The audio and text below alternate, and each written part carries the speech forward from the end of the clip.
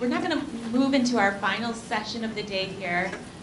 Hear from our panel. We can invite panelists up at this time.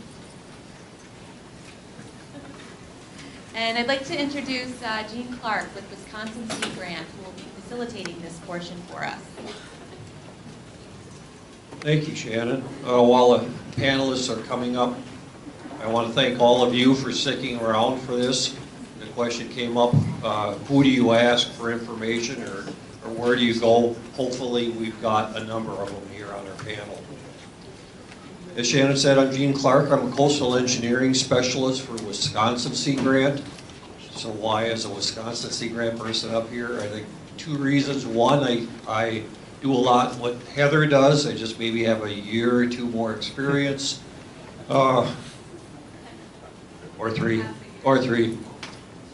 But also, I've never worked on the New York shoreline, nor worked with your permitting agencies, and so I'm probably impartial. All right. The session is titled Coastal Management Perspectives on Nature-Based Shoreline Challenges and Opportunities in New York's Great Lakes. We've assembled 6 experts ranging from federal and New York regulators and permitting specialists, plus nature-based project consultants.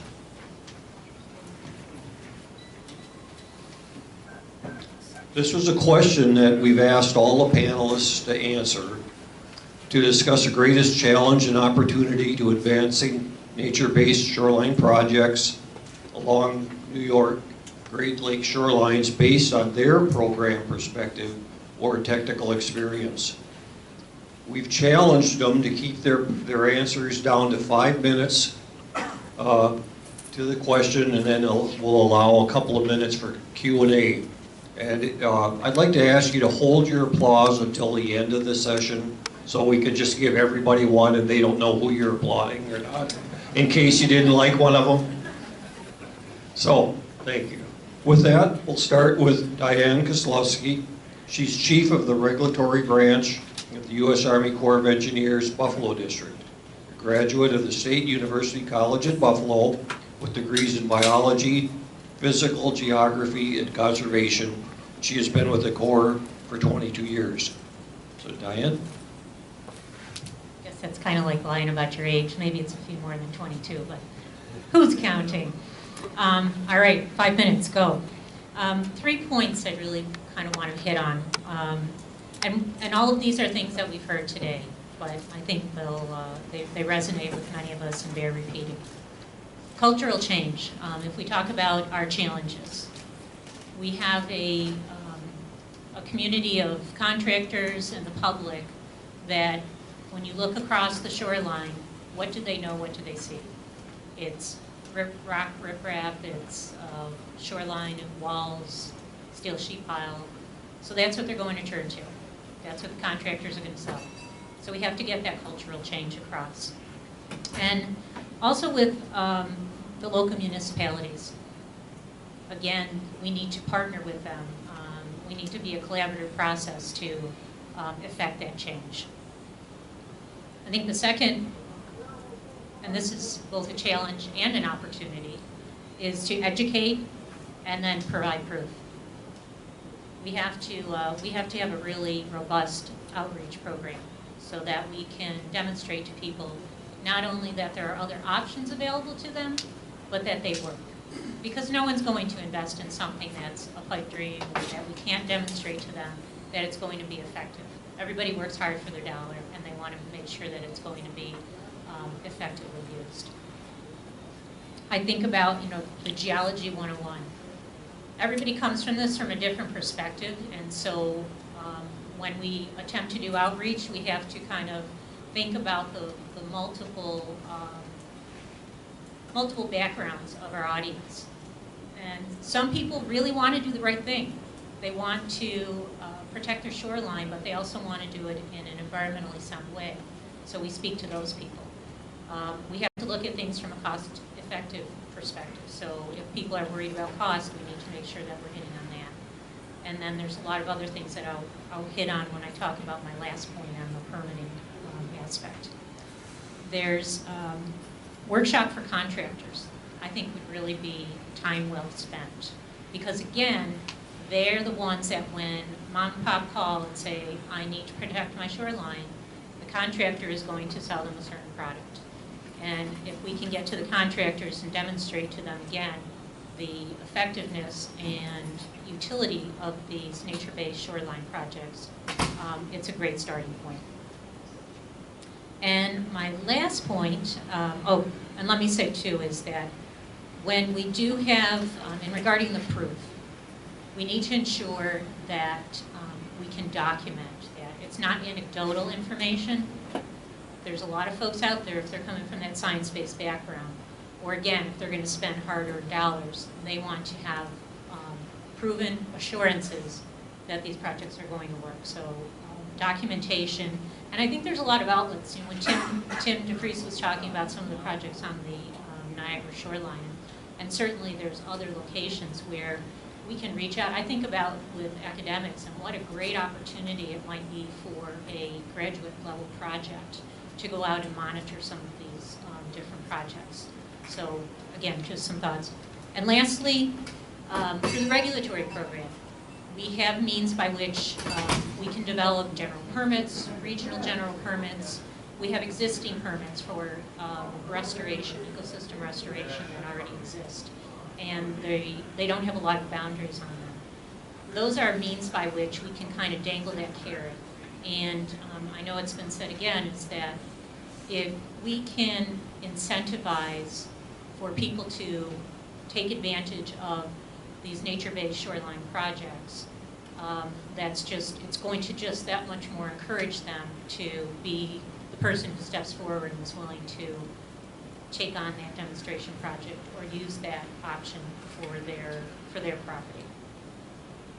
And what I've found over time is that people want predictability, they want timeliness, and also what it affords us is an opportunity to be consistent in application of our regulatory program, which sometimes we might get criticized about. So it's going to kind of put that level playing field for a lot of folks. Thank you. Questions? We have time for a couple of questions from the audience. Scudder. Diana, this goes back to one of the things we're thinking along the same lines, more contact with workshops. You have, of course, a design manual. We did have some workshops based on that manual. That's for way infrastructure. Again, point out the need. How do you develop those guidance as get the information to actually put into the workshop? Right now, I'm not sure that necessarily exists, but it's something really focused on. Second thing is student involvement. I think it's critical for the assessment work we're doing. University of Toledo, other folks are involved. It turns out in conversations with the Fisheries Commission that the fisheries biologists are coming out, and I have nothing wrong with fisheries biologists, but they're not trained to do these types of things. No places where they're being trained this way. So we almost have to know them off the road them ourselves by putting the work that they do for us, that maybe we hire them on, so they can promulgate this out and spread it out the house. Could you share that manual with this group so they can see that, maybe take advantage of those things that they like about it? Yeah, we have a second manual that's going to be coming out soon, but it's available on our website. Okay, it's been there for a couple of years. There's a second one that's focused more on the sand resource side, the voids and breakwaters. And then there's the third one that we're thinking about, which is very much along the lines of what we were just referring to in terms of the manual for the nature-based. So that's something that could actually be cooperative between the states and some systems. So something to think about. Any questions from the audience? Okay. One more. I'd just like you to elaborate a little bit more on what role the core general permits could play relative to nature-based projects. There actually are some existing, I believe it's the Mobile District has one and it's for living shorelines. And the structure of a general permit is, it's coordinated at the state level, so it is specific to our region. And we would work collaboratively with New York State DEC, with Department of State, with the Fish and Wildlife Service, with the U.S. Environmental Protection Agency, all the federal agencies that have either a regulatory or a resource role. It's also a public document that gets a public notice so that anyone in the public can comment on it. And what it will have is, it will it will have specific parameters and thresholds that if you were to design your project in that fashion, the process, once we go through all the public vetting and we actually have that general permit in place, it can occur within 60 days or less from submission of an application to actually having your permit in hand. So it's a very effective method. We have many regional permits in New York State. I believe we have 7 actually total now for various types of shoreline structures, bank stabilization, docks, decks, so on and so forth. And so it's a very much an abbreviated process, and it has that predictability and timeliness that people like. Move on.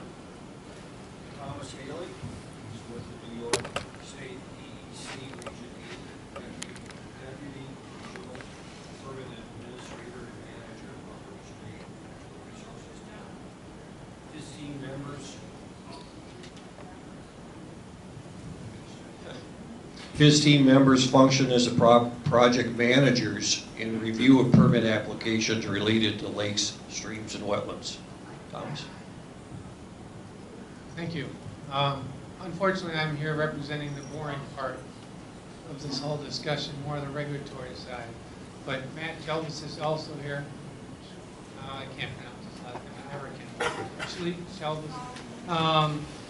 So he'll handle more of the technical aspects of it next.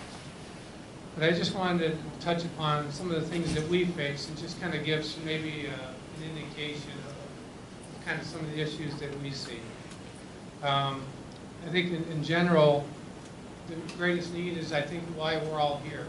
I think we've all identified the need for more experience and information that's required really to implement and push nature-based options.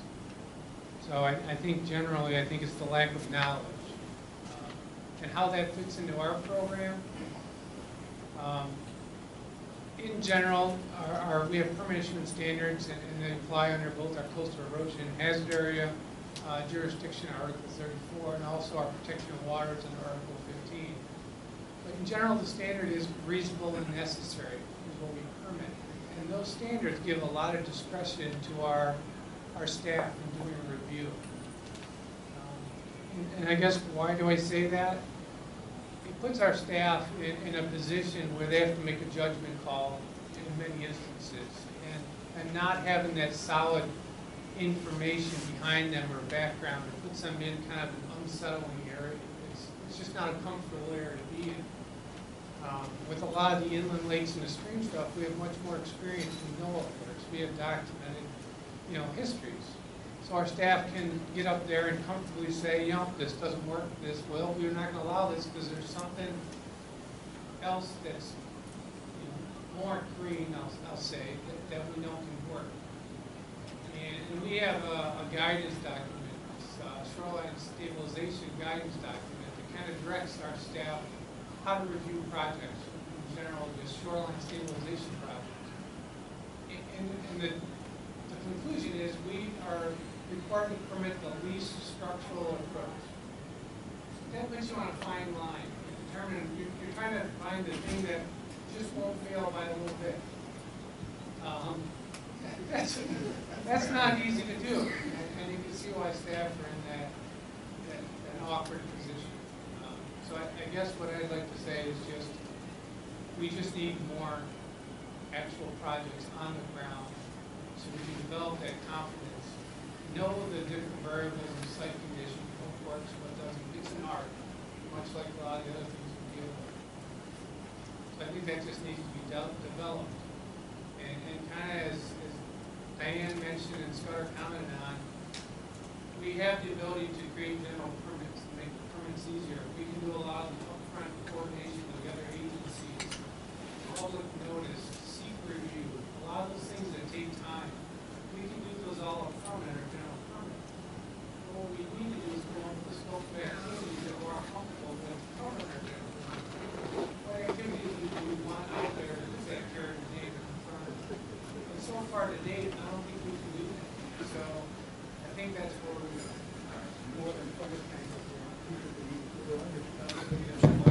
go back in there, I'll meet you right there. Is there a way, an incentive to do the right thing is the easy permit? Is there a way to create within the permit structure an incentive for someone to demonstrate, like if someone's willing to monitor something for X number of years? I know that they would probably rather not do that, but does that make any sense at all? Do we look to the public to help us think about some of these things? I mean, money's hard to come by, right? We'll study as many of them as we can, but what about the rest?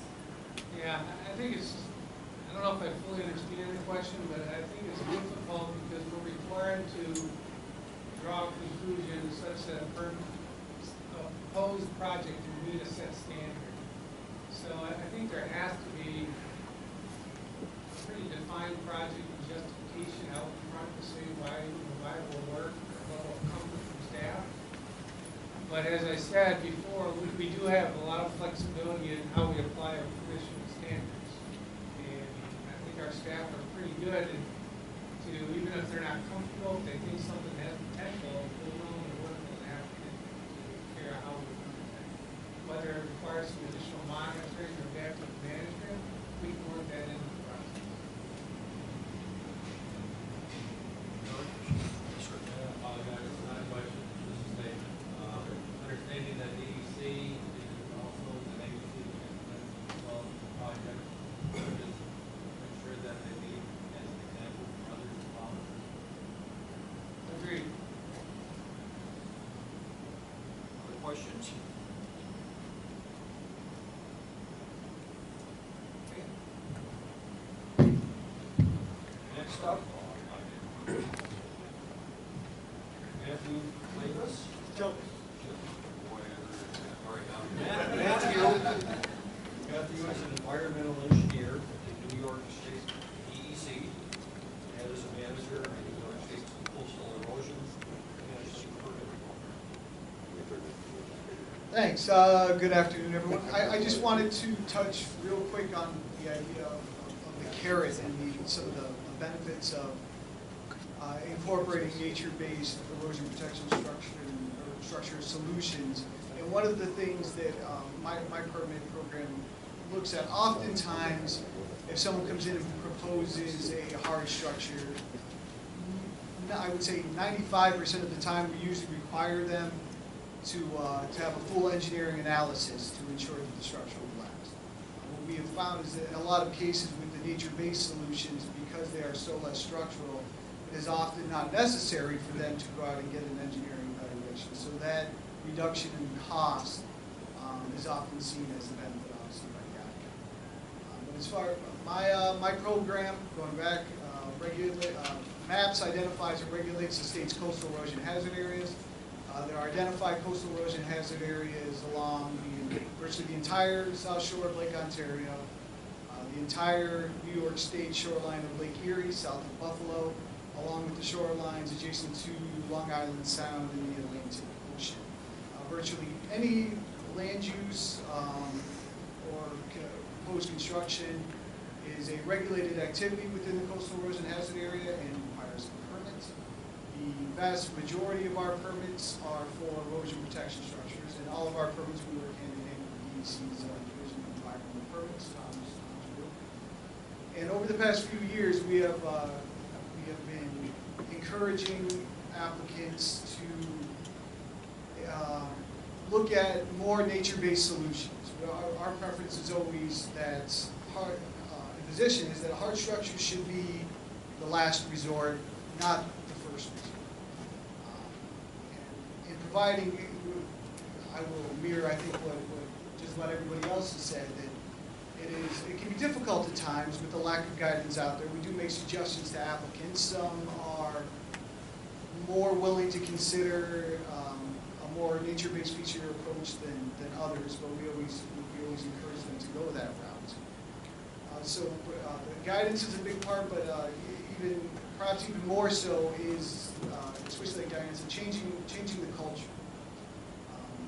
The scenario she described happens to us all the time. There's a homeowner, say on Lake Ontario, they go out, they see some erosion, and they're first instinct, they look up and down the shoreline, they see rock, they see concrete, they see sheet pile. So they call the local rock, sheet pile, or concrete guy, who of course advises them to put in rock, sheet pile, or concrete.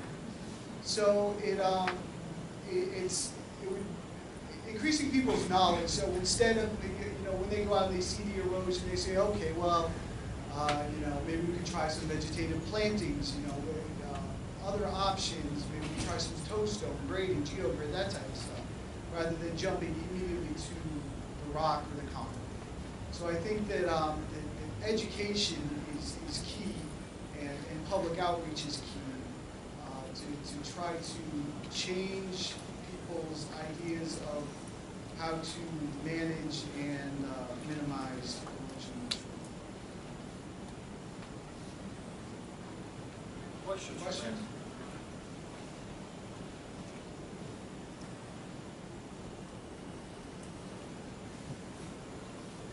Yes, sir. Man, I should know this, so I'm gonna apologize and play dumb right from the beginning here, but if people wanted to do some natural shoreline work above and they're not in a high hazard zone or erosion hazard zone, they want to do some work along the shoreline, do they need a permit? If they're outside of our area, they would not need one of our permits. If they're in the water, they would probably need an excavation and fill permit. Tom could probably speak to this a little better than me. Or if they're downstate, they're almost guaranteed to need a tidal wetlands permit, or they might need a freshwater permit. But like I said, as far as Lake Ontario and Lake Erie goes, virtually the entire shoreline is mapped as coastal erosion. On Lake Ontario, it goes the town of Ellisburg to the east is the last town. It doesn't extend any further north past the town of Ellisburg. And does that include in the embayments? The only bay that is mapped is sections of Irondequoit Bay. None of the other bays are mapped as coastal erosion hazards. If there's, say, a barrier spit that goes across the bay, then usually that spit is mapped. So with the one exception of Irondequoit Bay, generally the coastal erosion hazard does not extend into the embayments.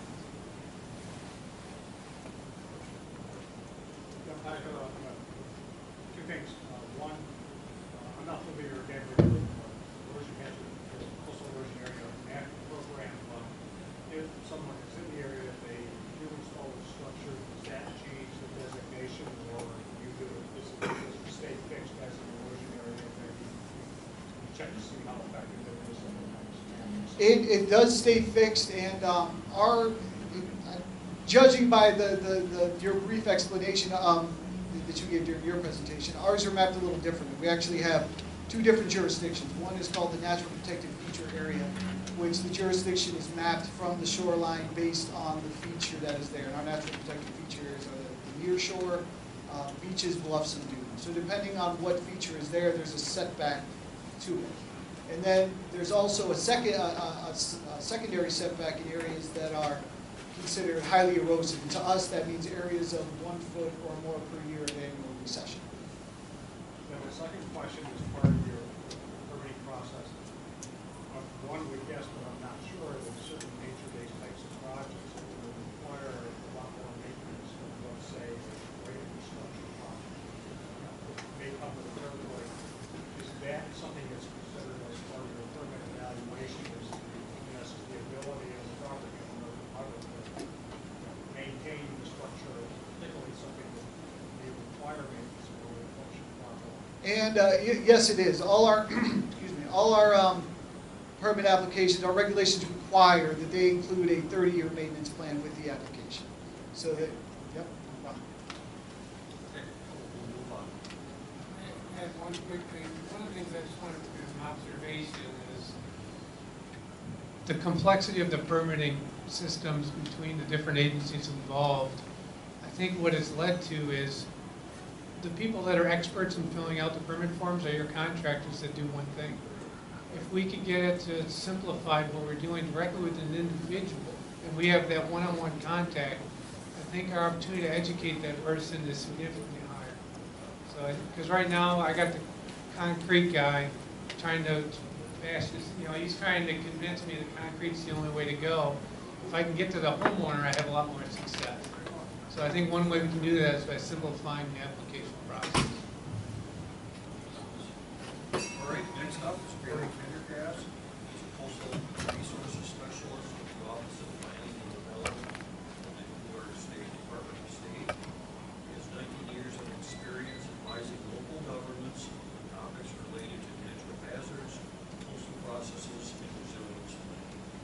Thanks. The office I work for is the state home of the Coastal Management Program. For those of you who don't know me, I might start off.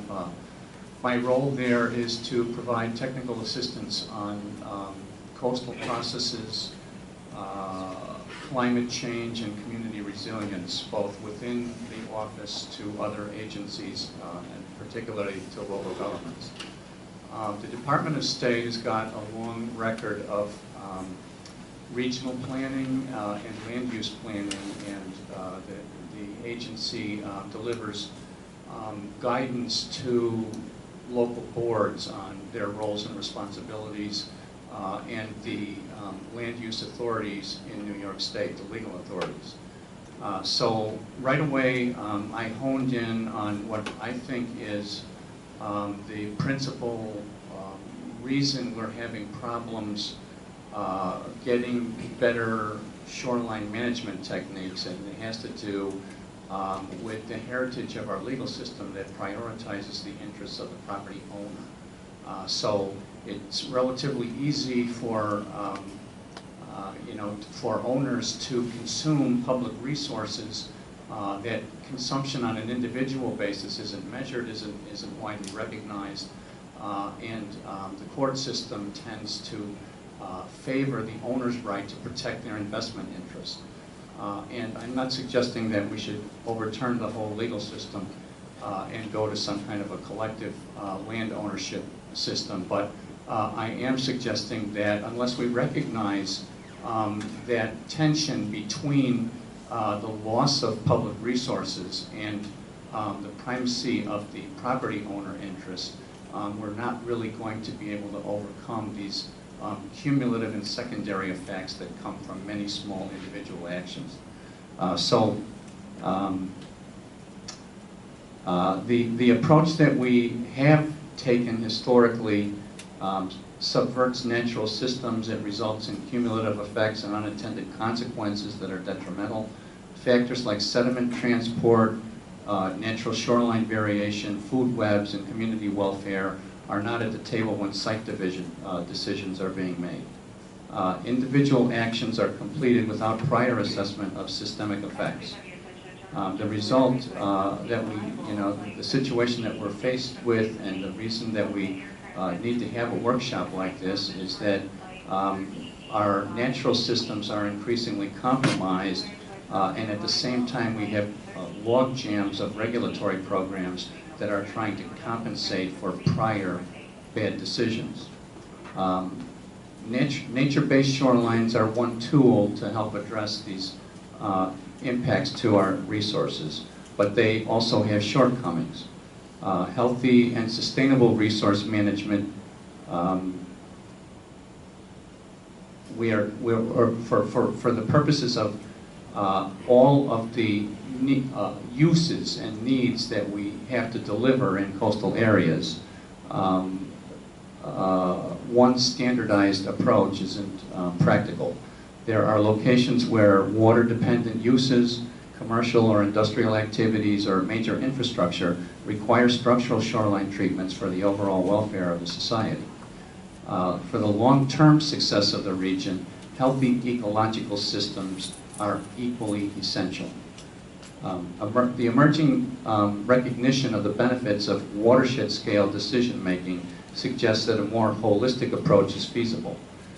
New York City has mapped shoreline typologies as a first step in formalizing a way to evaluate human and ecosystem conditions for more comprehensive decisions about the shoreline.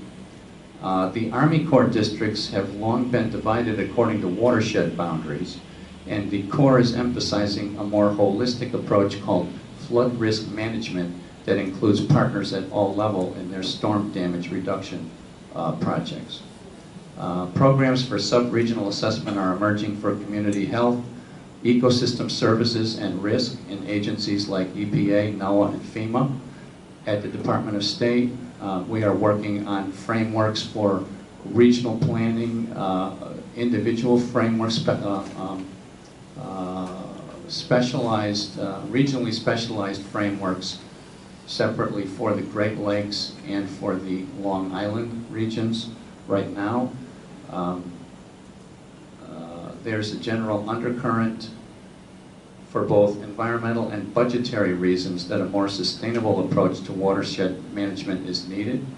And in order to get more nature-based shorelines that support environmental quality, we need to incentivize property owners so that they favor beneficial approaches in their decisions.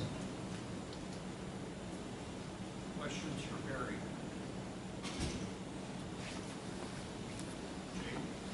What are some examples of the incentives that you think that the state could provide? Question is, what are some great examples? Yeah, the question is, what are some examples of incentives the state could provide? When I say incentives, I don't want to limit it to the state side, but I will offer, for example, some of the previous speakers mentioned that regulatory programs can be managed so that it becomes more favorable for an owner to select a nature-based approach to shoreline management than a hardened approach. At the program where I work, we have Environmental Protection Fund grants that we can allocate on a community basis for shoreline management planning, and we're pushing community resilience planning to try and reduce storm hazards and erosion impacts.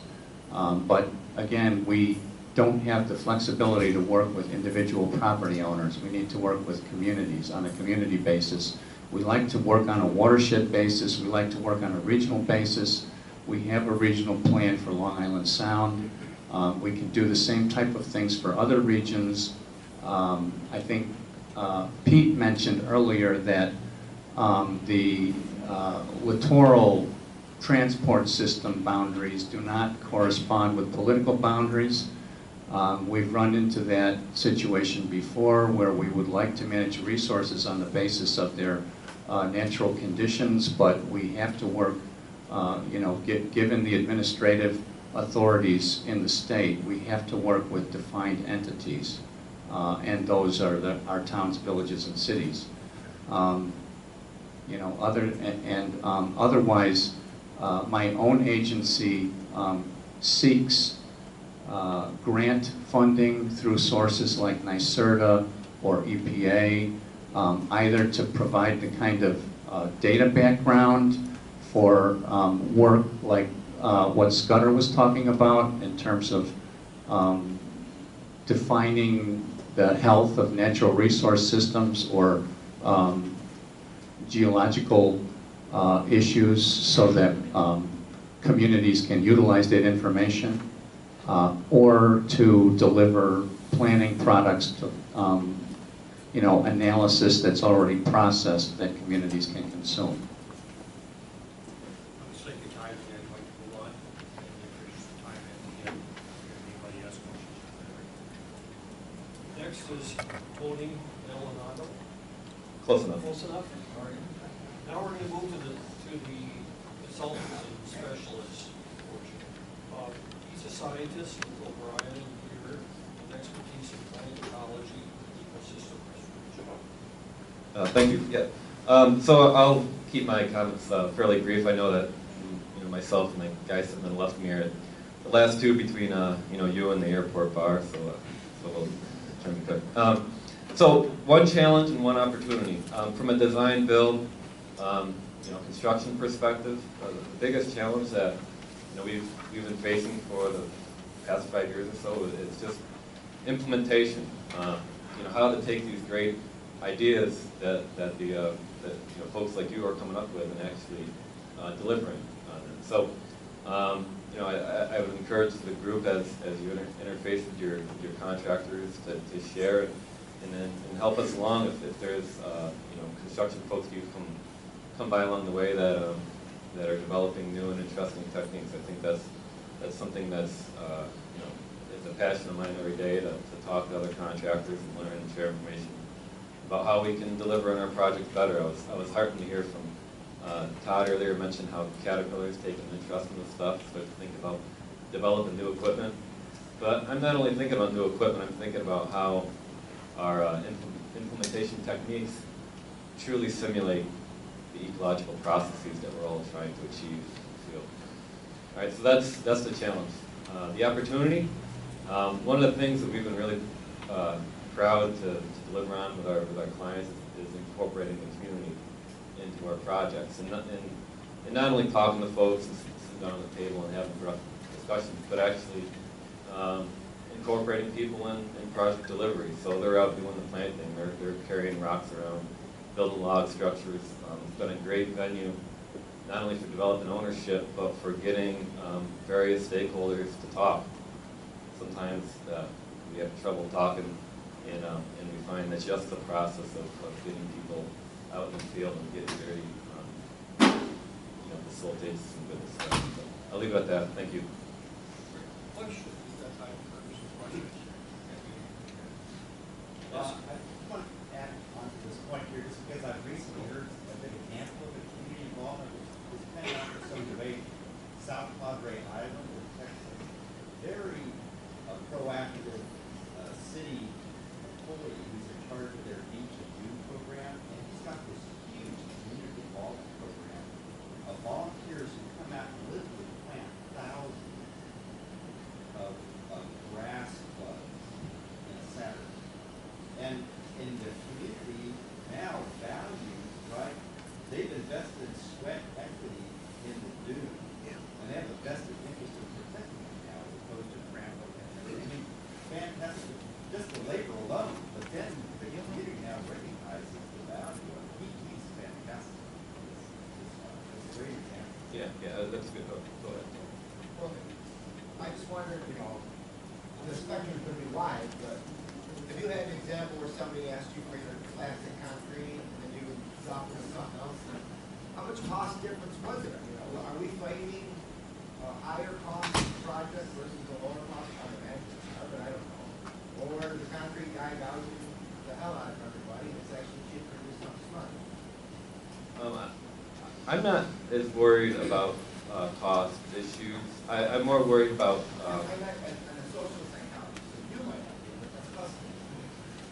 you know, quite frankly, most of the customers that I've worked with, they're already committed. They've come to us because they're committed to a living shoreline type of approach, and we want to deliver, right? So you know, it's very rarely have I been in a situation where we need to,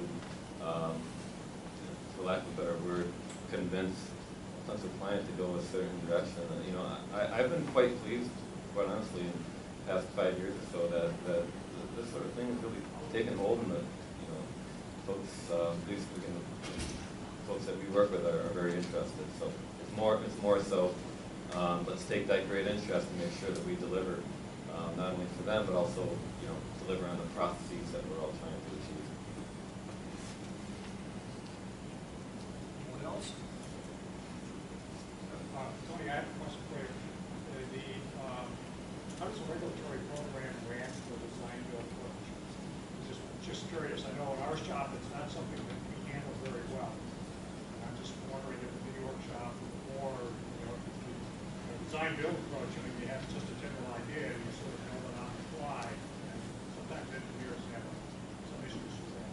Trying to do regulatory review. I'm just curious if you've had some issues and how you dealt with them. Yeah, thanks, Doug. And let me clarify. You know, we're right in here. We you know, call ourselves a design build organization, but certainly that's not all we do. And I hate to kind of punt in your question, but I don't handle the regulatory stuff, so I apologize. I'm going to have to punt.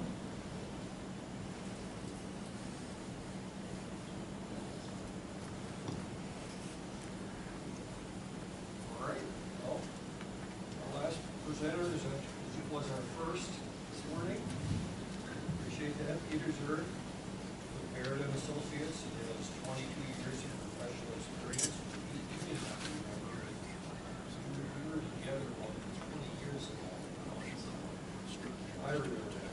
With hazard investigations, coastal zone management across North America and around the world. Okay, thank you very much, and I will definitely keep this brief. And I want a slightly different tack at the beginning, and I wanted to take a moment to thank Heather and Shannon and all those that organized this session. It's been fantastic. A really important meeting today. It's been very interactive and informative, so thank you both for that. Great job.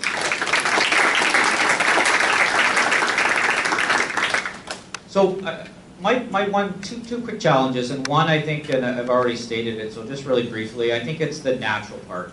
I think we need to all work harder and push to save our undeveloped coastlines. And so it's not just the nature-based erosion mitigation options, but working hard to protect the natural and not armor and recognize that in some cases a managed retreat approach really is the best approach. My other challenge is to keep the momentum going here, and obviously communicating and building off our successes and learning what others are doing, I think is a great opportunity here. And one of the conversations we had during the breakout session was, and I guess I'm making a commitment here to everyone, is that the upcoming conference I mentioned next June in Toronto, the Coastal Zone Canada Conference, I think might be a really interesting opportunity to have a follow-up meeting on this. And I know from speaking to people across the Canadian shores that they're very interested in this topic. I think you're a little further ahead of them than we are on the Canadian side. And yet it's one big watershed. Transboundary management is the way to go. And so I guess that's one of the commitments I'm making, that we can carry on this discussion next June in Toronto. So we'll be following up with you more on that. And finally, just be brave. We have a challenge. Don't walk away and forget about the momentum we've built today, and let's carry on the discussion. Question for you, Peter, first. What tools and information do you think would be most beneficial at this time to move forward into these projects? Be the potential funder. Well, that's a long list then. Oh, that's it. I think, though, I really think that, I go back to what I talked about earlier today, that case study on the North Shore Lake Erie. We have a policy regime that talks about no cumulative impacts, talks about no downdrift impacts, and yet we never interpreted that to be the way we have recently with the Shoreline Management Plan, is that we're not going to build shore protection anymore. And so I think it's about getting that information out there, that the scale is so critical when we look at these problems. If you zoom in too close, you're going to get a different answer than if you zoom out to the literal shed or literal cell or watershed scale. So I think it's getting that message out and tearing down the barriers of the same old, and that issue of culture that was mentioned. The culture is that we build walls and we build structures, and I think we need to change our mindset. And I really feel, Todd and I were talking there at the break, that we've had our natural disasters in North America. We recognize that the way we've done things in the past is not working, and so this really is a watershed moment. This is such a unique time in our history that we can change the way we do things. And so I think it's information is what we need more than anything. I'd like to put out a little challenge too. Now it goes for Linda, Tech Bear, and anybody else. But I mentioned earlier that we want, at least the ones we paid for, we want to consolidate the model. So, example, Plan 2014 has FAPS, the Bear Nation, and it has IERN, the Linda Tech. Those are just two. There's all kinds of things going on. Put them all in one spot. Start answering those kind of questions as Carter was talking about, connectivity, what information do we have, what don't we have. And then talk to this group and say, hey, we've got a lot of information. Maybe more information than you ever knew we had. But the level of granularity in some of these things is just really impressive. Then sit down and say, what are we missing? right? Think about data gaps. Whether we can afford it or not, at least we got the beginnings of some tools. And so we want to bring everything together. And the challenge is, you guys have also done other things. You may or not be willing to throw those into the mix. I'm purposely putting you on the spot. There's no doubt about it. You know me well enough to know it's true. You know, but whatever happens, yeah, that's not, whatever happens, you know, we'll still have a really good suite of tools, and that will help people understand what kind of decisions they can make and where maybe, you know, I hate to say it, you gotta have good information started, but at what point do you take the tools you got and start thinking about decisions? And you know, I don't know. I think we might be there. I think you might be there. These tools are pretty impressive. They can help inform the things you're already talking about. And if there's some key pieces that are missing, we'll at least be able to talk about it. Sorry. I'd just like to add to what you said. I was amazed and blown away. Can't hear. I was amazed and blown away by how much of the Lake Ontario lakeshore is spectacularly natural. And I think rather than focusing a lot on how we can band-aid the urban areas, because we're going to continue to do that, a big focus on how to manage those incredible resources that you've got so that you avoid what we have in Illinois, which is 100% engineered lakeshore. Other than Illinois Beach State, it's 100% engineered. So there we can build pocket beaches because we don't have any choice. If you've got a spectacular inlet on the eastern side of Lake Ontario, take care of that baby. Well, that question, literally, if you look for a solution,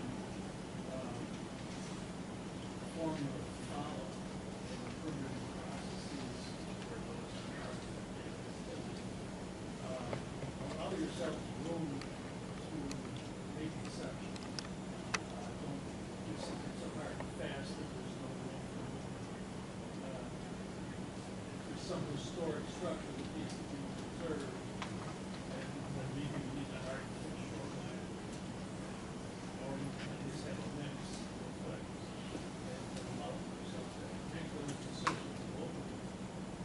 Yeah, I know they can indicate that, like Block Island might be, that's not always the right answer. Sometimes those historic things should be preserved in place, and it's just an example that leave yourself that and make those decisions locally. I think you should have a greater ability to make decisions locally than you have now. Other comments? Sean, I just, you mentioned what do we need to do. One thing that comes to mind, from Scudder's presentation, and that's that not only do we need to be brave, we need to be smart, and sometimes we need to change the rules. And so you touched on changing regulatory, legislative policy. I think that's really critical too. And one of the, may seem like a sort of a wild ass idea, but I've kicked this around with others for a long time. I'd love to see some type of green belt designation around the entire Great Lakes, and that mandates no further land subdivision. Wouldn't that be awesome if we just said, we got what we got? The parcels like we have are the ones we have. If they're big and we grow food on them, let's keep doing that. And let's not make more subdivisions along the coast. Let's focus our growth on our current urban areas behind the jetty entrances. So I guess it's about being smart. And sometimes I think we've got to change the rules. And the way we're going now, we're eventually going to develop our whole coast. We're going to have Illinois, Chicago's everywhere. So if we don't want that, we have to do something different. This could be a great catalyst, I think, this whole initiative, to have that dialogue and to be brave, do something different. Be brave.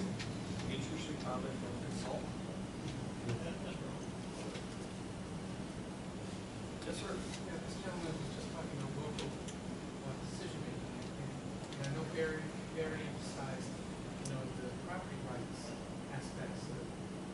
But I guess the flip side of that is that, which you didn't touch on it, but that we talked about a little bit more, is really the opportunities in New York State for municipalities to really step up when they want to for natural resource management. And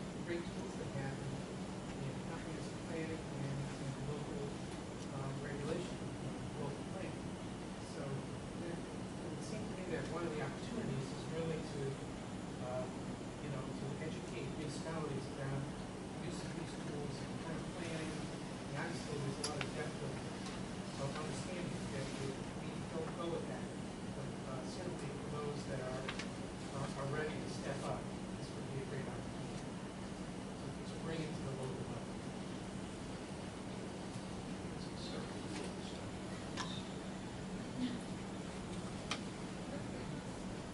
Any other comments? So I'm gonna just close, and Tony challenged me, our Baird, I guess, the company, and Limited Tech. If you come to Toronto next June, either before or after the conference, or you want to come and attend the conference, that'd be great. But we will host a follow-up meeting, and you may not want to wait until next June to have another meeting of this group. But if you do come to Toronto and you want to integrate with the Canadians and others internationally on this topic, we will organize that session either before or after the conference. And so that's my commitment to Tony and everyone else. It's not that far.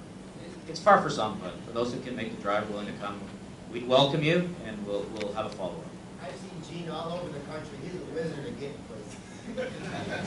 Already checking, who am I gonna bill this one to?